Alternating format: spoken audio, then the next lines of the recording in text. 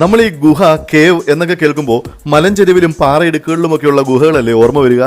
എന്നാൽ അങ്ങനെയല്ലാതെ ഭൂമിക്കടിയിൽ 3 കിലോമീറ്ററോളം നീണ്ടു പരന്നു കിടക്കുന്ന ഒരു പാതാള ഗുഹയെപ്പറ്റി നിങ്ങൾ കേട്ടിട്ടുണ്ടോ? ഗുഹയുടെ വലിപ്പം വെച്ച് നോക്കുമ്പോൾ ഇന്ത്യൻ ഉപഭൂഖണ്ഡത്തിലെ രണ്ടാമത്തേതും സൗത്ത് ഇന്ത്യയിലെ ഏറ്റവും വലിയ ഗുഹയുമാണിത്. ഞാൻ ഈ പറയുന്നത് ആന്ധ്രാപ്രദേശിലെ നന്ദ്യാല ജില്ലയിലുള്ള പ്രശസ്തമായ ബേലം കേവ്സിനെ പറ്റിയാണ്. ഭൂമിക്കടിയിൽ ഇങ്ങനെ ഒരു പാതാള ഗുഹ എങ്ങനെ ഉണ്ടായി എന്ന് നിങ്ങൾ ചിന്തിക്കുന്നുണ്ടാകും. അതിന് കാരണമായി ചരിത്ര ഗവേഷകർ പറയുന്നത് 10,000-ഓളം വർഷങ്ങൾക്ക് മുമ്പ് ചിത്രാവതി എന്നൊരു നദി ഗതിമാറി ഭൂമിക്കടിയിലേക്ക് ഒഴുകിയപ്പോൾ ഉണ്ടായ ഒരു അത്ഭുത സൃഷ്ടിയാണിതെന്നാണ്. അങ്ങനെ വർഷങ്ങളോളം ചിത്രാവതി നദി ഭൂമിക്കടിയിലൂടെ ഒഴുകി രൂപാന്തരപ്പെട്ട പാടുകളും കൈവഴികളും വലിയ ഇടനാഴികളും ഒക്കെ നമുക്ക് ഈ കേവിനുള്ളിൽ കാണാനാകും.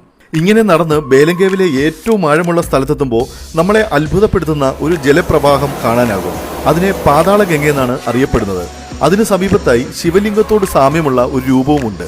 നൂറ്റാണ്ടുകളോളം ഭൂമിക്കടിയിൽ മറഞ്ഞു കിടന്നിരുന്ന ഈ ഗുഹ കഴിഞ്ഞ 150 വർഷത്തിനിടയ്ക്ക് മാത്രമാണ് ആധുനിക സമൂഹം കണ്ടെത്തുന്നത്. ബുദ്ധ സന്യാസിമാർ ഇവിടെ താമസിച്ചിരുന്നതിന്റെയും ധ്യാനമിരുന്നതിന്റെയും ഒക്കെ തെളിവുകൾ ചരിത്ര ഗവേഷകർക്ക് കിട്ടിയിട്ടുണ്ട്. അതിന്റെ ഒരു ഓർമ്മപ്പെടുത്തൽ എന്നോണമാണ് നമ്മൾ ബേലം കേവിലേക്ക് വരുമ്പോൾ പ്രവേശന കവാടത്തിൽ കാണുന്ന ശ്രീബുദ്ധന്റെ ഈ വലിയ പ്രതിമ.